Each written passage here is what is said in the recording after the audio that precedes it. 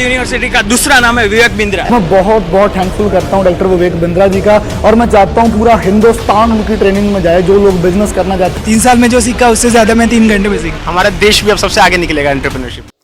नमस्कार, एक बार फिर से स्वागत है आपका क्या होगा आईबीसी का फ्यूचर वीडियो पार्ट 2 में। लास्ट वीडियो देखने के बाद आप कुछ हद तक तो समझ ही गए होंगे कि बड़ा बिजनेस के बारे में, लेकिन इस टॉपिक पर हम और आगे बढ़े इससे पहले मैं आपके साथ कुछ चीज़ें और शेयर करना चाहती हूँ डॉक्टर विवेक बिंद्रा जी के बारे में। मैं चाहती हूँ हम आगे बढ़े उससे पहले ये तो जान लें कि कौन है डॉक्टर विवेक बिंद्रा और क्या है उनकी लाइफ का विजन, मिशन और वैल्यूज़, और क्या क्या अचीवमेंट अभी तक उन्हें मिली हैं। तो देखते हैं उनके awards. Outstanding contribution in the field of entrepreneurship, conferred upon degree of honorary doctor of philosophy, best motivational speaker award at International Gallery Award 2019, game changer of India award 2019 by the Economics Times, educational entrepreneur of the year 2019, think tank of corporate Asia by World Leadership Federation Dubai, Best CEO Coach in India by Times of India, Best Leadership Trainer in Asia, Pride of the Nation Award by Largest Gathering of the HR Professions by Limca Book of Records। अब हम जानते हैं कुछ उनकी life के बारे में।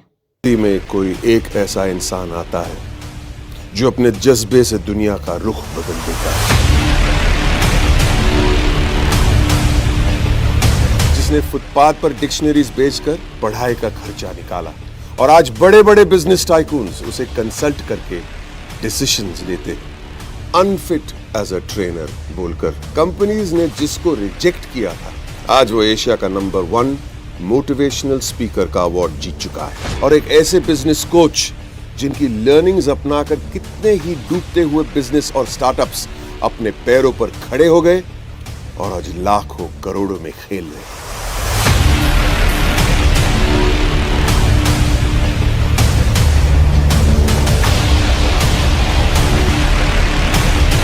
Are you really ready? नमस्ते, मैं हूं बमन ईरानी और आज मैं कुछ ज्यादा ही एक्साइटेड हूं, इसलिए कि मैं ऐसी एक शख्सियत से मिलने जा रहा हूं जिनके बारे में मैंने बहुत कुछ पढ़ा था, बहुत कुछ सुना था, बहुत सारे वीडियोस देखे उनके यूट्यूब पे वगैरह वगैरह, लेकिन रियल में मिलना कुछ और ही बात होती है। तो I want you to meet him. मैं भी मिलूंगा, थोड़ा एक्साइटमेंट है। You also should be excited. I am going to introduce you to doctor Vivek Bindra. आइए मेरे साथ।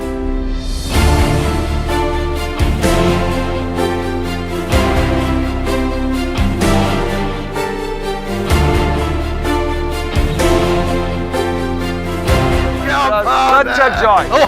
बहुत खुश हूँ, बहुत खुश हूँ। Amazing. You could make it, huh? That was the main thing. I had to come. कैसे भी करके। बहुत नुकसान हुआ है, मैं आपको बताऊंगा क्यों। मैंने बहुत सारे डेट ब्लॉक कर, मैंने अभी नहीं बताऊंगा। But I'm so happy to see you. I'm so happy to see you. You could make it. शाबाश अहमद। उस तरफ चलो। आइए, Let's go. please come, please come. Thank you. Thank you very much. क्या बात है sir. Thank you, Thank you.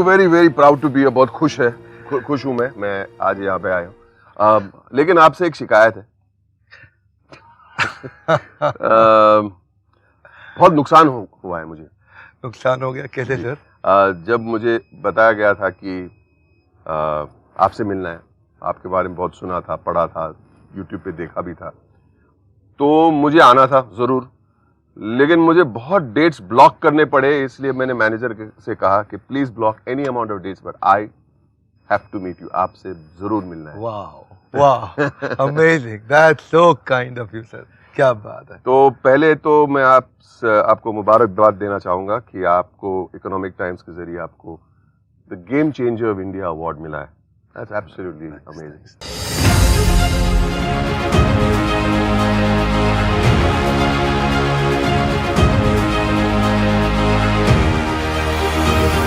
एक और शिकायत है आपसे कि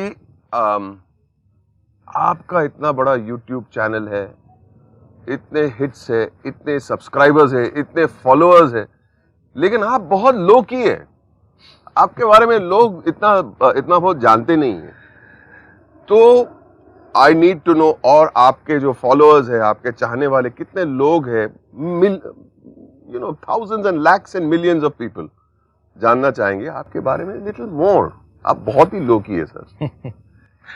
बचपन के बारे में, आपकी शुरुआत, आपकी जिंदगी, आपका बैकग्राउंड, आपके माँ बाप, योर एजुकेशन, आप शरारती थे, गुड बॉय थे, क्या थे, जानना जरूरी है। Let us know. बहुत लोगों ने पूछा था अब तक, YouTube पे कमेंट्स में लोग पूछते थे, जगह जगह पूछते थे अपने बारे में बताइए। तो थोड़ा पर्सनल लाइफ को मैंने अब तक थोड़ा बाहर रखा। बमन जी थैंक यू, आपने ये पूछा। आपकी लाइफ से बहुत इंस्पिरेशन मिला मुझे। वैसे मेरा लाइफ थोड़ा स्ट्रगल रहा बचपन में जब समझिए मैं लगभग 2.5-3 साल का था, लखनऊ में मेरा जन्म हुआ था। पिताजी का देहांत जल्दी हो गया था और कुछ फैमिली सर्कमस्टांसेस ऐसे रहे कि फिर मैं मदर के साथ भी नहीं रह पाया अपनी। और उसके बाद कुछ समय चाचा के साथ काफ़ी समय जीवन में बिताया, दादाजी के पास बहुत समय बिताया, अलग अलग स्कूल बदले, दिल्ली पहुँचे। और मुझे याद है थोड़ा काफ़ी स्पोर्ट्स में बहुत इन्वॉल्व रहता था, जिससे मुझे बाउंस बैक करने की बहुत ताकत आई। आपने सुना होगा मेरे वीडियोस में बाउंस बैक, मैंने बहुत बार सुना है। तो बचपन से ही बाउंस बैक। ओके, ये एथलेटिक्स और स्पोर्ट्स का बड़ा रोल रहता है सर। क्या है, जब बैडमिंटन में हार हुए मैच को जीतने की ताकत आती थी, प्रैक्टिस होती थी, तो उसको मैं लाइफ से रिलेट कर पाता था। एथलेटिक्स में मैं I was a national runner. मैं बेंटम वेट कैटेगरी में थोड़ा मुआय थाई बॉक्सिंग भी किया और कई गेम्स में मैं पार्टिसिपेट किया। तो उसमें क्या है, जो डिप्रेसिंग टाइम्स को हैंडल करने के लिए जो ताकत थी ना, एक आउटलेट मिलता है। बिल्कुल, you can give it back. वो जो आउटलेट है, उस आउटलेट में अब समझिए जब कभी हारा हुआ मैच जीतता था ना, तो उसको मैं लाइफ से रिलेट कर पाता था। फिर मुझे याद है पार्ट टाइम काम शुरू किया, थोड़ा होम ट्यूशंस का। I will interrupt you. ये एक सवाल, आप स्टूडेंट कैसे थे?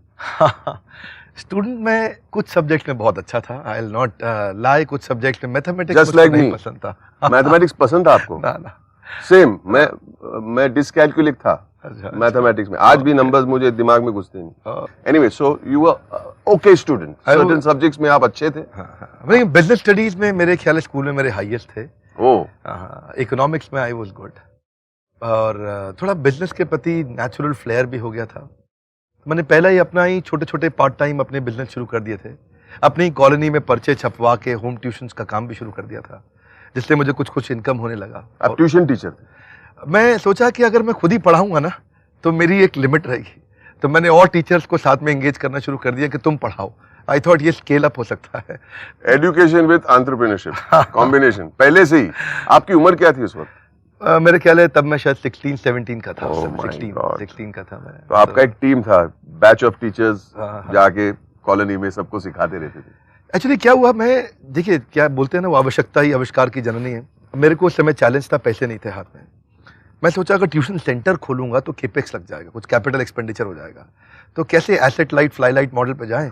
तो मैं सोचा कि ऐसा कुछ करते हैं कि होम ट्यूशन ही करते हैं। ऑफिस खोलने का झंझट खत्म, एक लड़का बैठेगा, वो फोन कॉल लेगा, ऐड से आएगा, और वहीं से अपना टीचर जाएगा, उससे भी कमीशन मिलेगा, स्टूडेंट को पढ़ाएगा, उससे भी मिलेगा, मेरा खर्चा आराम से चल जाएगा। खर्चा भी निकलता था, उसके अलावा और कुछ निकलता था उससे? नहीं, थोड़ा सा मुनाफा भी हुआ। मुनाफा हुआ, मेरी अपनी पढ़ाई का भी थोड़ा मैं सपोर्ट कर पाया। तो आप तो कंफर्टेबल हो गए रहेंगे उस वक्त। Why didn't you remain comfortable वहीं पे? Why did you not continue doing that only? Actually ज़रूरत तो बहुत थी ना। मैं university of east London business school में मेरा एडमिशन हो गया था। एमिटी के साथ बाद में मेरा आगे सेकंड सेक्शन था, मैनेजमेंट प्रोग्राम, जब मैं एमबीए कर रहा था। तो तब उसका फीस बहुत ज़्यादा था और वो मैं नहीं जुटा पाया था उस समय, और वो इच्छा मेरी बाकी रह गई थी। एडमिशन हो गया था, लेकिन उसके लिए बड़ा लोन चाहिए था। बैंक को तो कोलैटरल सिक्योरिटी, गारंटर सब चाहिए है, तो वो सुविधा नहीं थी उस समय। थोड़ा बहुत तो मैं कर सकता था। डिसअपॉइंटमेंट तो डबल होगा कि आपको एक्सेप्ट किया गया था लेकिन आप नहीं जा पाए। What did you feel at that point of time? मोमन जी, आइडिया बड़ा सिंपल है। ये जो तकलीफ थी ना कि मैं नहीं जा सका वहां पे, ये मैं महसूस कर रहा था मेरे अकेले की नहीं है। मतलब ये मैंने महसूस किया है कि मेरे उन दिनों भी आसपास मेरी कॉलोनी में है, और फिर जो असली भारत है वो दिल्ली और मुंबई से काफ़ी बाहर है। ऐसे हजारों लोगों को मैंने महसूस किया जिनको ये तकलीफ थी। वो तकलीफ मेरी बहुत बड़ी है, तो मैंने एक्चुअली आगे चल के ना उसी को मिशन बनाया था अपना। ये जो आज हम मिल रहे हैं, आज जिसके कारण आज मैं आप इतना समय निकाल के आए आज हमारे पास, ये कोई आसान बात थोड़ी है। You're an inspiration to our country, life is like a race. नहीं बट टुडे आज मेरा मौका है। I want to be inspired. तो मैं सवाल पूछूंगा सर आपसे। आप डिसअपॉइंटेड हो गए, आपने, तो फिर आपका नेक्स्ट प्लान क्या?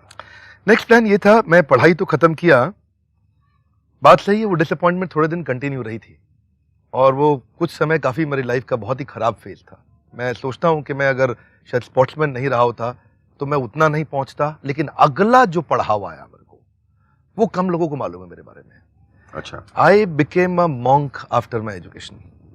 मैंने सोचा कि अब माता पिता भी नहीं हैं, कोई ऐसे सगे भाई बहन भी नहीं दिख रहे हैं, कुछ और दिख नहीं रहा है आसपास। मैं सोचता हूँ कि क्यों नहीं इस जीवन को भगवान की, समाज की सेवा में लगा दूँ। So 4 years I left my life and I became a monk. This is when I started living a brahmachari life. भिक्षा मांगना, सेवा करना, शास्त्र पढ़ना और गरीब बच्चों की सेवा करना, तो मैं उसी तरफ चला गया था। बहुत सुकून मिलता है सब चीज़ों बहुत से। बहुत सुकून नहीं, ताकत बहुत मिला उससे। ताकत, सुकून के साथ ताकत बहुत मिला, क्योंकि भगवत गीता में कृष्ण ने ऐसे ऐसे श्लोक बताए हैं जहाँ पे अर्जुन वास्तव में बहुत डिप्रेस था और जो खड़ा हुआ वो मैं महसूस करता था। और वो मैं महसूस करता था कि शायद मैं अर्जुन तो नहीं हूं, लेकिन अर्जुन की तरह सुनने का प्रयास कर रहा हूं।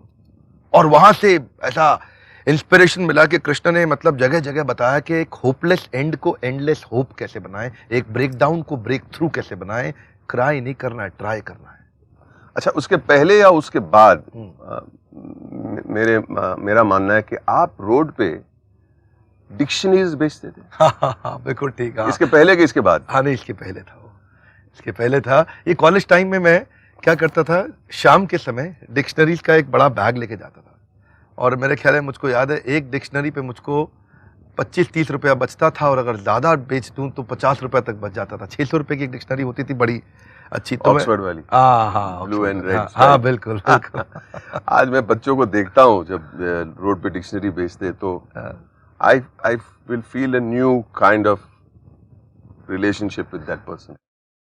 क्योंकि अच्छा, तो आप वहां से आप इस्कॉन चले गए। हाँ, अब ब्रह्मचारी बन गए। हाँ। वहां से आप एंटरप्रेन्योर कैसे बने? क्या चेंज आया? किसने आपको एडवाइस किया?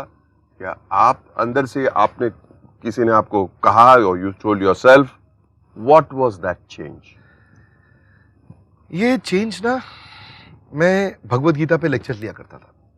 ओके। और भगवत गीता के बारे में मैं काफ़ी कॉलेजेस में जाके, कहीं कॉर्पोरेट्स में जाके, while wearing dhoti kurta, while wearing the robes, I used to go and deliver speeches there. और बाद में मेरे गुरुदेव ने मुझे कहा कि आप ज़्यादा अच्छी सेवा कर सकोगे जब आप बाहर संसारिक जीवन में रहोगे। आप यहाँ पे रह के आपकी लिमिटेशन रह जाएगी, क्योंकि आपको ताकत मिल चुकी थी। हाँ, वो ट्रेनिंग थी। वो ब्रह्मचर्य आश्रम में जो इंद्रियों को, सेंसेस को, डिजायर्स को कंट्रोल करके, डिसिप्लिन में रह के, सुबह अर्ली मॉर्निंग उठ करके साधना करके, उसके बाद ताकत अपनी बिल्ड करके, मेडिटेशन साधना के बाद फिर दिन भर का काम करना।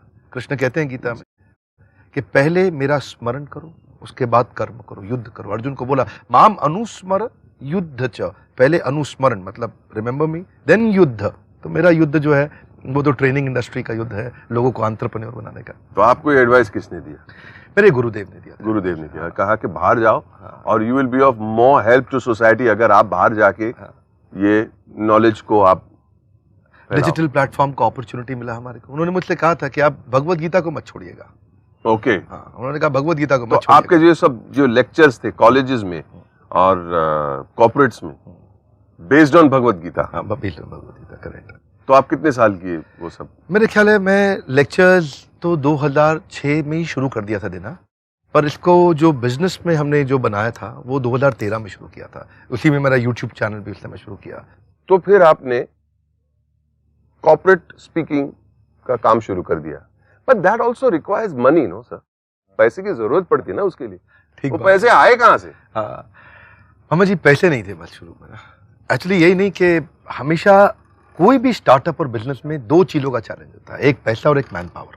तो क्या किया क्या आपने? ऐसा था कि जब हायरिंग कराना मैंने शुरू में, तो लोग आते थे, इंटरव्यू देते थे, छोटा सा एक कमरे का ऑफिस देखते थे ऐसा ऐसा करके, और उसके बाद मैं उनको बोलता था बड़ा सपना है, बहुत बड़ी कंपनी बनाएंगे, पूरे देश में परिवर्तन लाएंगे। तो फिर ऊपर देखते थे एसी नहीं लगा है, इधर आजू बाजू देखते थे कोई आदमी नहीं बैठा, तो चले जाते थे, नेगोशिएट भी नहीं करते थे सैलरी। तो बात भी नहीं करते, बात नहीं करते, इधर कोई फ्यूचर ही नहीं है, फ्यूचर नहीं है ना, क्योंकि देखिए अच्छी टैलेंटेड मैन पावर नहीं आती है। ऐसा फिर धीरे धीरे मुझे जर्नी समझ में आया, तो मुझे ये समझ में आया कि अभी मेरी कंपनी में वो लोग आएंगे जो सबैटिकल पे, सबैटिकल मतलब जिसके पास जॉब नहीं है अभी वो आदमी आएगा जो कोई पार्किंग लॉट की तरह जॉब ढूंढ रहा है, जिसको 3, 4, 5 महीने का जुगाड़ चाहिए, जब उसकी अच्छी लग जाएगी तो यहां से निकल जाएगा। लेकिन वो आदमी जाएगा नहीं कभी। नहीं जाते, लोग जाते। अच्छा। मैं प्रिपेयर्ड हो गया था कि शुरू के 20-25 लोग ऐसे ही हायर करूंगा और इनकी शक्ल दिखा के बढ़िया आदमी लेकर के आऊंगा। ये बाद में रहें या जाएं कोई बात नहीं, लेकिन अच्छी मैन पावर दिखाने के लिए, लाने के लिए कुछ तो लोग रहने चाहिए कंपनी में। तो मैं प्रिपेयर्ड था 1 साल के। एक्चुअली एक विजुअल मैन पावर तो दिखनी चाहिए ना, दिखनी चाहिए विजुअली कि मतलब है लोग, काम, ये कामकाज है, कारोबार है। अच्छा, okay, I am getting your drift sir, I am understanding your mind. या खर्चा बचाना था, ऑफिस छोटा था, बाथरूम नहीं था वहां पे, पब्लिक वॉशरूम में जाना पड़ता था। शुरू में मुझे याद है कुछ दिन तो ऐसे थे कि मैं अपने ऑफिस के एम्प्लॉइज को वॉशरूम में जाने का टाइम बताया था, ये टाइम पे आप वॉशरूम जाया करो। उससे पहले मैं क्या करता था एक्चुअली, उससे पहले मैं खुद जाके पहले वॉशरूम धोता था। क्या बात है? क्या कि वो टॉयलेट इतने गंदे थे कि अगर महिला उसको यूटीआई जैसे कई इन्फेक्शन कैच कर सकते हैं, और वो पब्लिक टॉयलेट तो आप जानते हैं कि नोबडी टेक रिस्पॉन्सिबिलिटी। लेकिन मुझे ये डर था कि आज अगर मैंने वॉशरूम इनके लिए धोया नहीं ना, तो ये मेरे को छोड़ के चले जाएंगे, और अगर ये छोड़ के चले गए, बढ़िया मैन पावर नहीं रही मेरे साथ, तो मैं आगे अपना सपना जो देश में इम्पैक्ट लाने का था नहीं। सर मैं आपको रोकूंगा, आपने अभी इसके बीच में एक बहुत बड़ी बात कही, अगर ये लोग चले जाएंगे, आपने कहा टॉयलेट की वजह से, मैंने आज तक नहीं सुना कि कोई भी काम करने आता है वो टॉयलेट की वजह से, ये भी ऐसा कोई प्रॉब्लम होता है, पर आपने ये कहा कि अगर ये लोग चले जाएंगे तो मेरा वो जो बड़ा सपना है वो अधूरा रह जाएगा। तो बिफोर वी गो ऑन, मुझे ये सुनना है कि ये बड़ा सपना, ये सपना क्या था आपका? सपना बड़ा सरल था कि जो तकलीफ मैंने सही, आज हम मानते हैं, मैं हमेशा बोलता हूं कि हमारा जो कंटेंट है वो पेरिस के लिए नहीं है, पीलीभीत के लिए है, वो भागलपुर के गांव के गरीब बच्चे के लिए, बॉस्टन के लिए नहीं बना रहे हम लोग, हम मैनहट्टन, मैनचेस्टर, मेलबर्न के लिए नहीं बना रहे, हम मोगा के लिए बना रहे हैं। तो वो जो देश में बड़ी क्रांति लानी थी, उसके रेवोल्यूशन की जर्नी को मैं पहचान रहा था, और वो बड़ा सपना जो था ना, वो यही था कि अगर एक आम आदमी को हम अफोर्डेबल एजुकेशन दे दिया मैनेजमेंट का, और 5 बेस्ट यूनिवर्सिटीज है, हार्वर्ड है, वॉटन है, स्टैनफोर्ड है, INSEAD है, लंदन स्कूल ऑफ बिजनेस है, अगर ये 5 बेस्ट यूनिवर्सिटीज इस लेवल का कंटेंट हम दे सकें, तो उसके लिए मैन पावर चाहिए था, मैं अकेला नहीं कर सकता था। अब शुरुआत कहाँ से होती है? From the washroom. हाँ जी, सोचो हाँ जी कि आपका जो सपना था, मतलब you are talking about Stanford and Wharton and Princeton, लेकिन आप टॉयलेट साफ कर रहे हैं वो सपना प्राप्त करने के लिए। I have never heard of anything, मेरे लाइफ में मैंने ऐसी बात कभी सुनी नहीं जो एक इंसान बोल रहा है कि मेरा सपना वर्ल्ड क्लास से भी वर्ल्ड क्लास का लक्ष्य है मेरा, और लेकिन शुरुआत मैं करूंगा टॉयलेट साफ करने से। I can not imagine this, I can not even conceive कि ऐसी कहानी कोई लिख सकता है। दुनिया में लोगों ने बहुत स्ट्रगल देखे हैं, बहुत, लेकिन ये बहुत यूनिक स्ट्रगल है। जी जी। तो मुझे बहुत कुछ और जानना है इसके बारे में। मैं एक दफ़ा बड़ा अमेजिंग एक्सपीरियंस था मुझे कि पानी की टंकी हमारी खराब हो गई थी, लीक कर गई थी छत पे, बाथरूम में जो पानी जाता था। अब क्या होता है, एम्प्लॉइज के मन में छोटी भी नेगेटिविटी आती है तो नीचे चाय की टपरी पे जाकर के आपस में बात करते हैं, ये कंपनी में दम नहीं है, चलेगी नहीं कंपनी, ये निकल यहाँ से, ये साथ साथ ढूंढता रहे। तो वो मन में स्ट्रेस रहता था कि मैन पावर को कैसे हम इन्वॉल्व करें, कैसे उनका ध्यान रखें। अब वो टंकी जब लीक कर रही थी तो पानी फिर से खत्म हो जाएगा बाथरूम में, तो मैं क्या करता था, छत पे जाता था, और छत की छोटी सी एक और छत होती थी ऊपर, जिसके ऊपर 4 पानी की टंकी थी। मैंने वहां बाल्टियां 2 रख रखी थी, जब यहाँ पानी ख़त्म हो तो मैं दूसरी टंकी से मैनुअली पानी निकाल के इस टंकी में भरता था, ताकि एम्प्लॉयज़ को कोई तकलीफ़ ना आए, उनको वॉश बेसिन जाना है, लंच के बाद हाथ मुंह धोना है, कुछ करना है, कोई मुश्किल ना आए। ये शुरुआत में पैसा बचा बचा के धीरे धीरे मैंने एक्चुअली पैसा अपने पे खर्च नहीं करता था। मैं आज भी अपने घर में रहता हूँ, आज आप घर पे हैं हमारे, मैं कुर्ता पजामा सिंपल लाइफ में रहता हूँ। मैं अपने पे खर्च नहीं किया, मैं चाहता था कि एम्प्लॉयज़ को रिटेन करें। और फिर धीरे धीरे अच्छी मैन पावर आई, उन्होंने हमारी वैल्यूज़ देखी, समझा, पहचाना और फिर रुक गए। आज भी जो लोग उस समय मेरी कंपनी की शुरुआत में थे, उनमें से लगभग सारे लीडर्स आज भी हमारे साथ हैं, कोई छोड़ के नहीं गया हमारे को। बिकॉज दे हैव सीन, देख रहे कि इंसान क्या क्या कर रहा है, टंकी के लिए चढ़ रहा है, जाके हम बाथरूम में जाने के पहले जाके खुद साफ कर रहे हैं। It's very inspiring sir. एक दफ़ा मैं आपको बताता हूँ, मैं क्योंकि था तो मैं मंदिर में ब्रह्मचारी आश्रम में, तो बिजनेस का डायरेक्ट एक्सपीरियंस नहीं था, बिजनेस फैमिली नहीं थी। एक दफ़ा कुछ ऐसा गलती हो गया था मुझसे, और ऐसा समय आया था, 2016 की बात है। उस समय मेरी बड़े 5-6 बड़े कॉर्पोरेट के प्रोजेक्ट थे। वैसे सब कॉर्पोरेट हमसे काम करते, लेकिन ये बड़े लार्ज साइज प्रोजेक्ट थे। इनके दम पे हमने काफ़ी बड़ी मैन पावर हायर करी थी, लगभग 100 लोग के आसपास हो गए थे टीम में 2016 में। और अचानक कुछ ऐसा हुआ कि मेरे 6 प्रोजेक्ट इकट्ठे खत्म हो गए बिना पैसा दिए। 3-3 महीने का पैसा पेंडिंग था। अच्छा, आउटस्टैंडिंग मतलब उन्होंने मेरे को दिया नहीं। अब ये आउटस्टैंडिंग का भी जो चक्कर है, लोग बहुत आइडेंटिफाई करते हैं। हाँ, बहुत। इसकी वजह से बहुत सारे बिजनेस खत्म हो, उनके भी सॉल्यूशंस होंगे आपके पास। बिल्कुल। You must be on your, तो हम सिखाते हैं लोगों। Anyway, go on sir. Employees के प्रति कमिटमेंट बहुत जरूरी है। वो मैंने ऐसा सिखाया और ऐसा खुद प्रैक्टिस किया कि जब हमारी कंपनी में पैसा आना बंद हो गया अचानक, और मुझे याद है 23 जून 2016 थी, और मुझे अचानक पता चला कि 3-3, 4-4 महीने से पैसा आया नहीं, और क्लाइंट ने अचानक ईमेल करके बोल दिया कि हम प्रोजेक्ट डिसकंटिन्यू कर रहे हैं। और अचानक कंपनी में सब हड़कंप हो गया। हमारे यहाँ तनख्वाह देने की तारीख थी 7 जुलाई। हर महीने की 7 तारीख को हम तनख्वाह देते हैं। 7 तारीख से पहले 23 जून से 30 जून तक मैंने तैयारी करके अपने मकान को बेच दिया। और लोगों को पता नहीं, आज भी मेरे एम्प्लॉइज को नहीं पता थी ये बात, बहुत लंबे समय तक उनको नहीं पता थी कि मैं 7 जुलाई की मेरी कमिटमेंट है, क्योंकि हमने अपनी लाइफ में पहले दिन ही सोच लिया था कि एम्प्लॉइज की सैलरी जिंदगी में कभी डिले नहीं होने देंगे। एक भी दिन ऐसा नहीं होगा जब मैं स्टार्टअप में पैसा नहीं होता, लेकिन कैसा भी करके इनकी सैलरी टाइम से पहुंचाएंगे, मैं नहीं दूँ। अगर कुछ भी नहीं मिलेगा मेरे को चलेगा। वही हुआ। 7 तारीख को सबको सैलरी मिली, लेकिन धीरे धीरे लोगों को पता चल गया था कि हालत खराब है कंपनी की, बहुत हालत खराब है। तो वही हुआ, 100 में से काफ़ी सारे कुछ एम्प्लॉय छोड़ के गए, कुछ को हमें भी थैंक यू बोलना पड़ा, कुछ को हमें बोलना पड़ा थोड़ा रुको, थोड़ा बताएंगे आपको, थोड़ा और कहीं काम कर लीजिए थोड़े दिन के लिए। उनको 1 महीने का नोटिस का पैसा दिया, उनकी तनख्वाह का पैसा दिया, वो लोग गए। और वहाँ से मेरा वो जो भगवत गीता की ताकत थी ना, वहाँ से मैं फिर से खड़ा हुआ, और 3 से 4-5 महीने के अंदर अंदर हमने कंपनी का फिर से टर्न अराउंड ला दिया। Bounce back. बैडमिंटन। हाँ जी, बिल्कुल। स्पोर्ट्स। हाँ, the sportsman in you came alive. Correct. हाँ जी, करेक्ट। लेकिन अगर आप मेरी बैलेंस शीट देखोगे, 2013, 14, 15, 16, 17, 18 और अब 19 की क्लोजिंग जो हमारी हुई है अभी, 18-19 की है, पूरे साल में फाइनेंशियल इंपैक्ट किसी को नहीं पता चलेगा। उसका कारण क्या है? 2 क्वार्टर खराब हुए, लेकिन अगले 2 क्वार्टर इतने अच्छे कर दिए, बैलेंस हो जाता है कि वो पिछले साल से 3 गुना ज्यादा ग्रो कर गया ये साल। मैं आपको बताता हूं, हमारा एक टारगेट रहता है कि हमारी कंपनी हर साल 300% ग्रो करनी चाहिए, 300% हमें ग्रो करना है हर साल। तो वो जो जून में दिक्कत आया, वो जुलाई, अगस्त, सितंबर में हमने कवर किया, और अक्टूबर से लेकर मार्च तक वो फाइनेंशियल ईयर हमने फिर से लास्ट के 6 महीनों में हमने पिछले 6 महीने को इतना कवर अप कर दिया कि फिर से कंपनी 3 गुना ग्रो कर गई। क्या बात।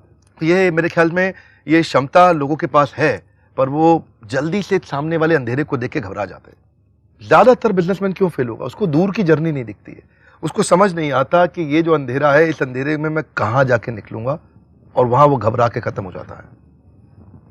डोंट पैनिक, बेसिकली आपका बोलने का मतलब है डोंट पैनिक। अगर आपको रोशनी नहीं दिखती है, लेकिन अगर आपका प्लान सॉलिड है, यू विल सक्सीड। बोलने का मतलब ये है।